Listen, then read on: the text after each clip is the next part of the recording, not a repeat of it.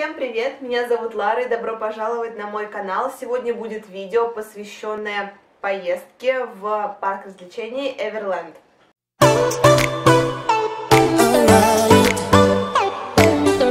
Очень важно, чтобы вы знали, как вы будете ехать в этот парк, потому что он находится не в Сеуле, и до него можно добраться двумя способами. Это либо на метро, либо на автобусе.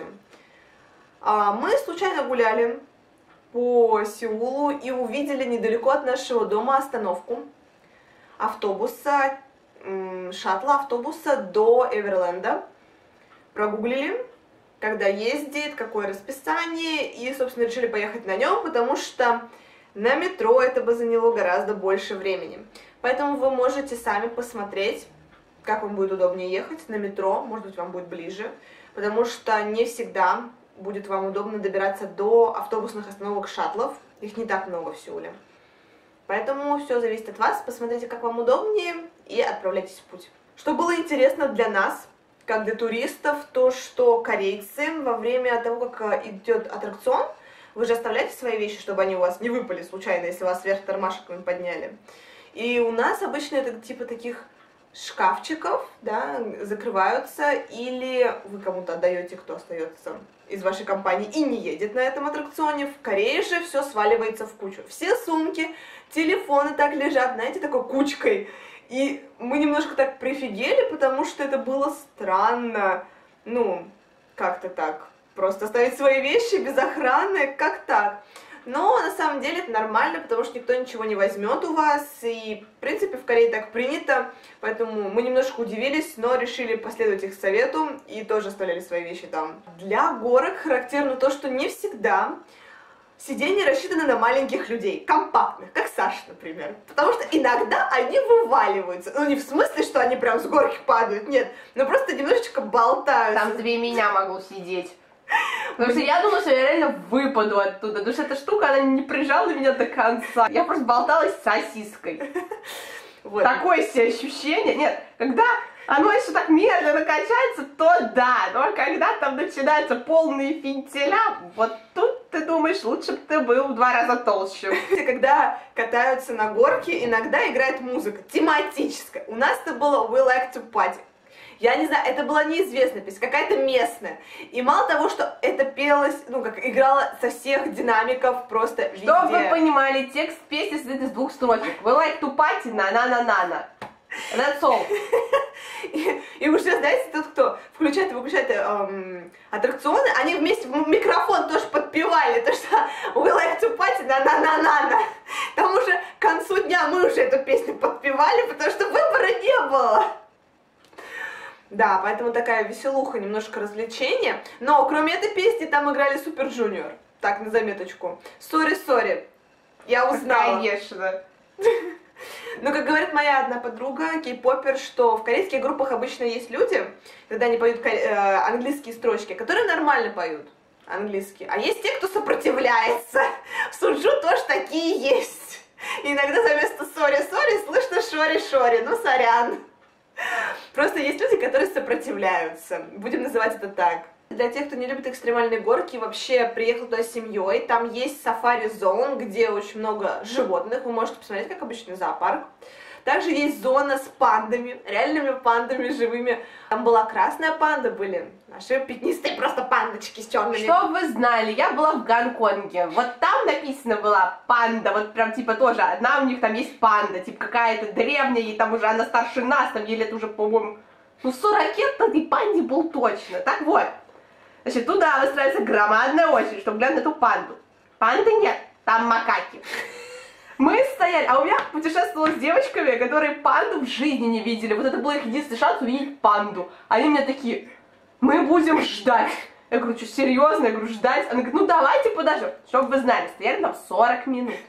Наконец эту панду вывели. Господи, там такая толпень собралась, чтобы эту панду посмотреть. Я тут же вспомнила, как это было в Сеуле. Спокойно. Много панд. Все могут разойтись, но везде просто, да, типа, чтобы не пугать панду, да. Но там выпуск какая-то ленивая, жирная панда, которая развернулась ко всем жопой и легла. В общем, слава тебе, Господи, я в своей жизни не видела панд. старая, 1986 года рождения. 103 кг.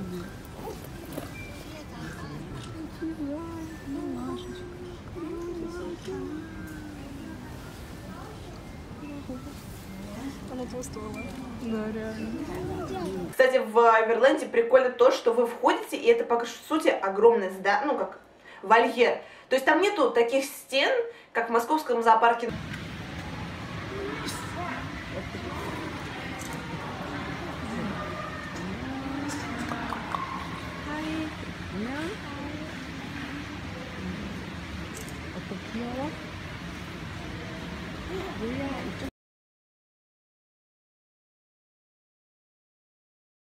Так, по сути, вы с ними на одной полянке находитесь. Это очень круто, это очень... И мне очень понравилось, потому что так близко панду я еще не видела.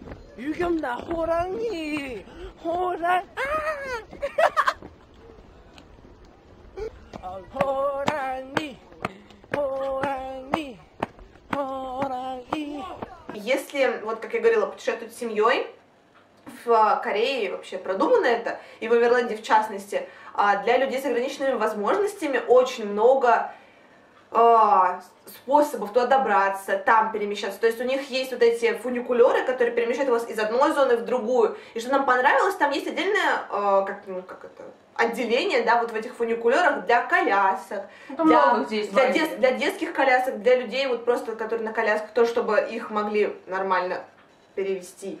Потому что... Это в России такого нет, в остальных странах это предусмотрено. Но просто мне это очень понравилось, это очень круто. Там был мужчина, мы заметили, просто мужчина был со сломанной ногой с гипсом, с женой и с дочкой. И они шикарно погуляли. Мы их несколько раз просто видели, и у них было все прекрасно. Потому что они прошлись везде, все посмотрели, и это было очень круто. И предусмотрено очень круто. И в одной из зон, куда вы можете пересесть на фуникулере, происходит анимационная программа. Каково наше было удивление, когда мы услышали русскую речь. Там реально были русские аниматоры. Во-первых, поголовно все были европейцами. Да. А у них там какое-то шоу, типа «Морской царь», там что-то инопланетное. Инопланетяне какие-то. И, в общем, европейцы идеально подходили. И из европейцев, наверное, 80% были русские, потому что мы их услышали. И мы такие: ой, привет, привет. Они тоже охренели от того, что мы русские. Тоже нас с нами поздоровались. Мы такие: удачки вам, давайте, ребятки, работайте. Они нам пожелали хорошего отдыха, и мы пошли. Но это было очень круто. Увидеть соотечественников там. А как раз тоже была песня We Like to Party. Мы катались на двух самых крупных горках в Эверленде. Значит, первую я уговорила Сашу пойти со мной. Там выдают такие карты, знаете, схемы. Я смотрю на эту карту, говорю: пойдем на эту горку, она самая ближайшая. Она на меня так смотрит подозрительно и говорит: мертвых петель точно нет. Я смотрю на карту. На карте ее нет. Ну там же нарисована эта горка. Я говорю: нет, на карте нет. Она говорит: ладно, пошли. Чтобы вы понимали, очередь была вверх. Вот так вот вы поднимаетесь, поэтому так вот идете. Очередь очень приличная, мы там поднимались старательно, все, стоим в очереди. Чем выше мы поднимаемся, тем я вот понимаю, что как бы мертвая петля, она как бы из-за этих камней выступает. Я поняла, что ей говорить бесполезно, потому что спускаться она уже не спустится. Мы садимся. А я думаю, ну вдруг это все-таки мне показалось, но вдруг все-таки это не мертвая петля. Мы начинаем ехать, и я понимаю, говорю: Саш, а мертвая петля-то будет. И не одна! Взгляд был просто непередаваемое ощущение. Просто Godseven были в Эверленде. Я почему об этом говорю? Потому что реакция Саши была почти как у Джексона. Просто если вы увидите, то да. Если JYP не забанит, то я добавлю этот фрагмент в видео. В общем, вопль был такой: я тебя ненавижу! Потом только Нет, там было: я в горку поднимаешься, вот так вот где-то: я тебя. Она ненавижу, были все петли. Да, это ненавижу я тянула долго. Это было просто непередаваемо.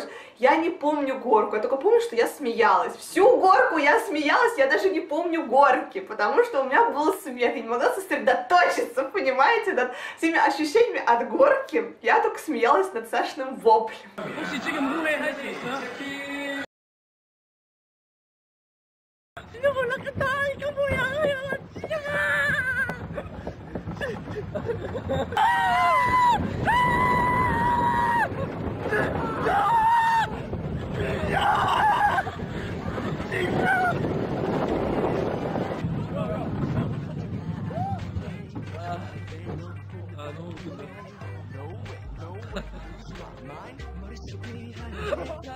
На вторую горку, самую высокую, которую, она сказала, что она не пойдет, хотя там вот мертвых петель не было, 100%, я была уверена, и издалека было видно, что их нет. В общем, мы со второй девочкой пошли туда.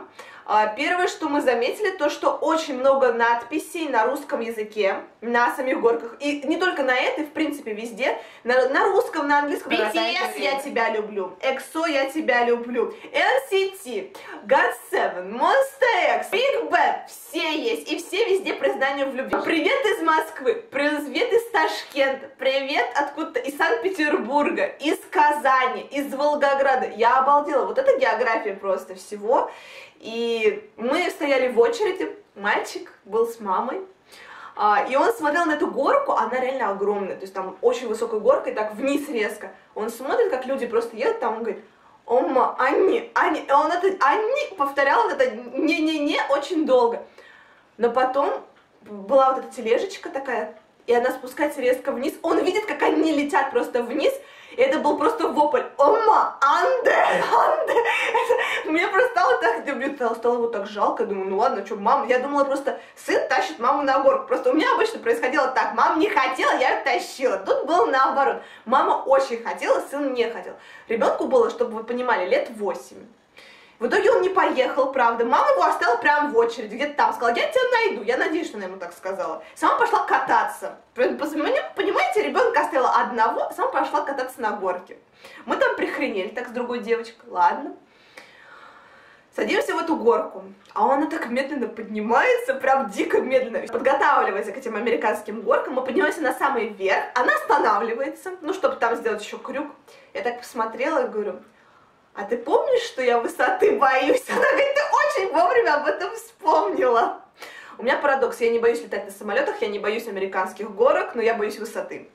Но на тот момент, когда мы там застряли, я вот реально почувствовала, что вот сейчас что-то мне подкатывает, что-то как-то стремновато. И вы знаете, это была одна из тех горок, где я реально боялась, потому что, во-первых, она сделана стилизирована, типа она старая, и так лишний раз скрипит, и это напрягает, а потом этот резкий спуск вниз, полбеды, потому что потом они каждый раз притормаживают немного перед тем, как прям вот зависнуть наверху вот этого пика горок маленьких, и вас немножко подбрасывает, и не всегда ремни безопасности вас прям держат, то есть вы так тоже подлетаете над сиденьем, сиденье подлетает, а вы над ним. Мне было реально стрёмно. Я орала, мы сидели впереди, ну почти в одном из первых вагончиков, поэтому мне казалось, что орем только мы. Но когда мы остановились, знаете, когда уже горка останавливается, вас так подкатывают к тому месту, где можно выйти, я услышала мужской голос. Это было из той категории, что «как ты меня сюда затащила, пи-пи-пи-пи-пи-пи-пи». Потом опять пи-пи-пи-пи-пи, как я вообще на это согласился. Мы так развернулись, о, наши, где-то тут есть. В общем, какой-то парень сказал свою девушку, что она уговорила его поехать на этой горке. Мне было ее, во-первых, жаль, потому что на нее просто буквально кричали. А во-вторых, мне было жалко парня. Представляете, насколько надо было его довести до того состояния испуга, чтобы он так говорил. Но да, мы нашли соотечественников, да, на этой горке. Дело было после мертвых петель, после того, как Саша все-таки, ну, как прокатилась на них, приземлилась вместе со мной. И я говорила, что она была похожа на Джексона. Так вот, после одной из таких горок Джексон бежал просто просто со всеми распростертыми объятиями на коняшек. Знаете, таких маленькая карусель, где вот такие лошадки, а вы на них едете, и вас немножко так это тынь-тынь-тынь-тынь.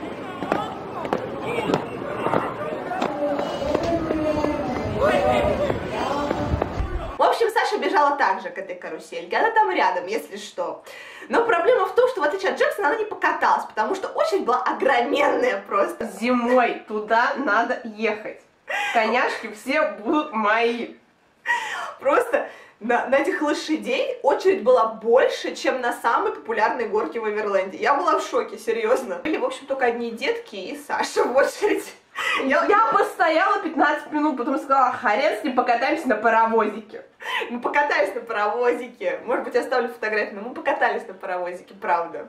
Он прикольный там. И, кстати, интересный факт, что у вас билетик выдадут вам вот в этом парке в Ирландии. Всегда держите его при себе, не убирайте в сумку. На каждой горке попросят. На каждой горке вас попросят его показать. То есть это не просто входной билет и все. Надо прям каждый раз показывать. А то мы один раз убрали, на первой же горке пришлось судорожно искать в сумке. Я уже подошла наша очередь, народ нам дышит в спину. Я уже чувствую, как они нас ненавидят. Но мы же не знали. А там оказалось вот так. Так что будьте тоже очень внимательны, билетик оставляйте, ну, где-то поближе кладите, в карман. Да. Чтобы он был у вас всегда близко. И на этом все. Надеюсь, вам понравилось это видео. Ставьте пальчики вверх, пишите комментарии, подписывайтесь на канал. Впереди нас ждет еще много интересного. Всем пока!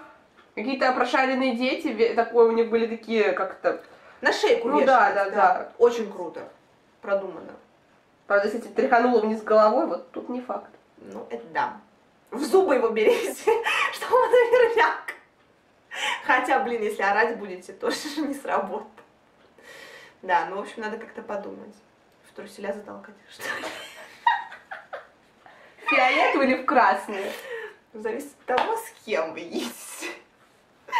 Я смотрю, у тебя варианты. Ну да.